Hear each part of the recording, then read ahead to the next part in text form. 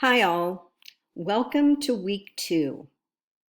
This week, you're going to learn about reading instruction that will assist students to become lifelong readers. We're going to be looking at two important elements of the balanced literacy framework: shared reading and interactive read aloud. These instructional practices play an important role in both decoding and comprehension instruction. We know that children of all ages love to hear books read aloud. In fact, many toddlers and preschoolers have that favorite book they want to hear over and over and over again. Well, as a teacher, you can rely on that love for familiar text to help your children become growing independent readers. Shared reading can be used throughout grade levels to negotiate text as a community and to explicitly teach comprehension and decoding strategies. When I say that shared reading can be used throughout the grade levels, I'm talking pre-K through 12. Shared reading and interactive read aloud are both highly beneficial practices for your ELL students. Shared reading offers an authentic reason for reading aloud. As your students read in unison, they need to read in phrases. They need to notice punctuation and dialogue and think about the meaning of the text. All of these actions provide evidence that they're understanding the text and processing it effectively. On familiar texts, teachers have the opportunity to support and extend students' understandings. This week in our text guided reading, chapters 3 and 4 are our focus. On page 61, Fountas and Pennell begin speaking more about shared reading and the value of shared reading for early readers. They talk about selecting the text for shared reading. You want texts that provide early experiences with print. You want texts that lead the development of an early reading process. You want texts that promote the construction and meaning and the development of language. Page 65, they talk about the tools and materials that you need for shared reading. Page 67, they talk about the components of a shared reading lesson for early readers.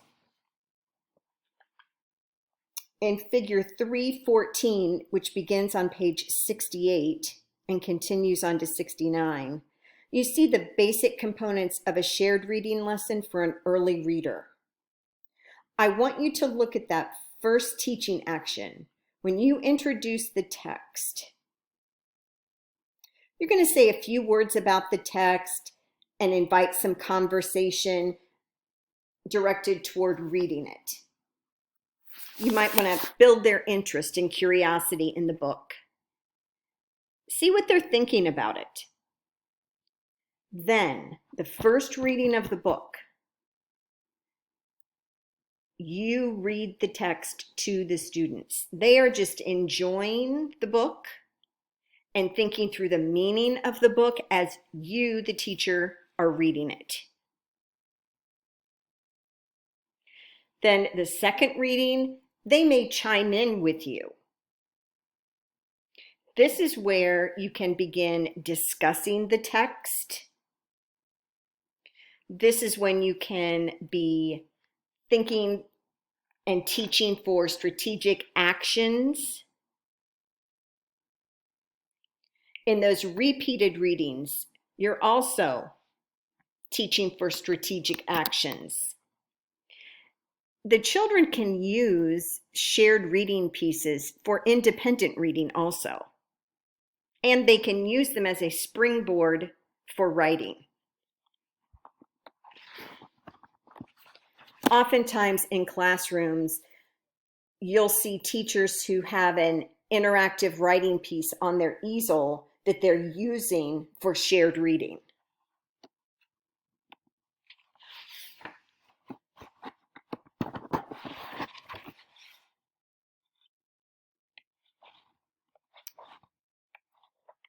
Chapter 4 talks about shared and performance reading across the grades. Figure 4.1 goes from emergent readers to early readers to intermediate and middle level readers. It talks about the texts for those specific readers and the goals that you may have for their shared reading.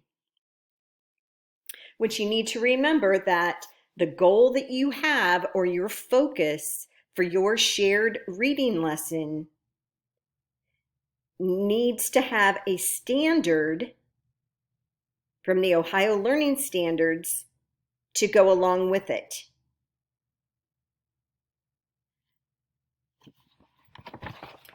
Page 85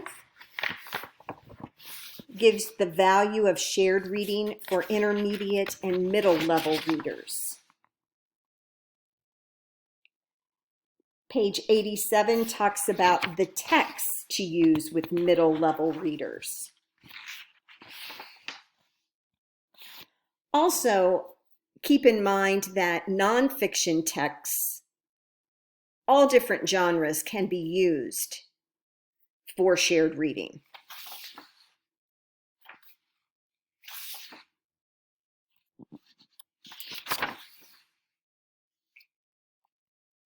This week, after you finish your readings and watching the videos, you're going to be creating and teaching a shared reading lesson with your student that you're going to tutor. I want to talk a moment about that.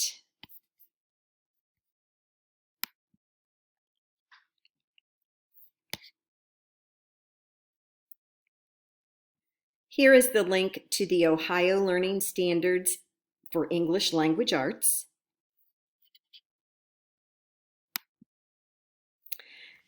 You're going to, first of all, write the title of the big book that you're using, the enlarged text, the author, and the targeted grade level. You're going to have a day 1, 2, 3, 4, and 5. You're planning out the whole week for shared reading. Each lesson will have its own focus, and then you're going to briefly explain what you will do with the text.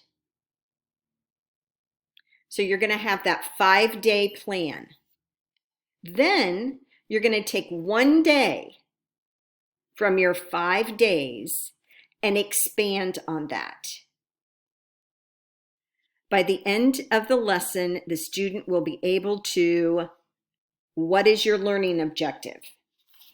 It might be locate high frequency words. It might be locate initial letters or locate spaces within text. Understand new words in context. It might be to use academic language to talk about literary features such as beginning, middle, end, problem, character.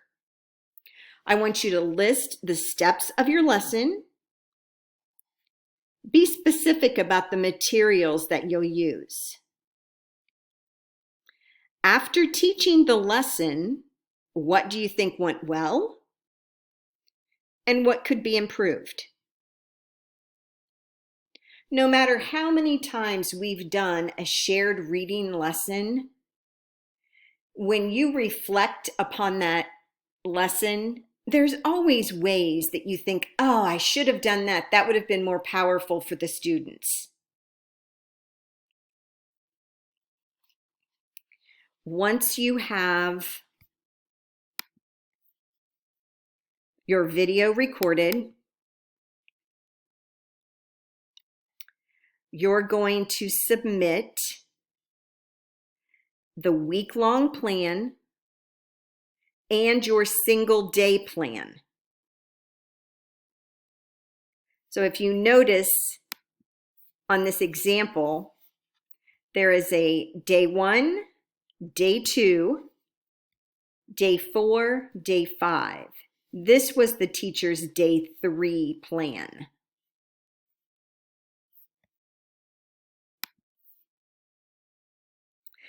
Make sure that on your video that we can hear you and the student.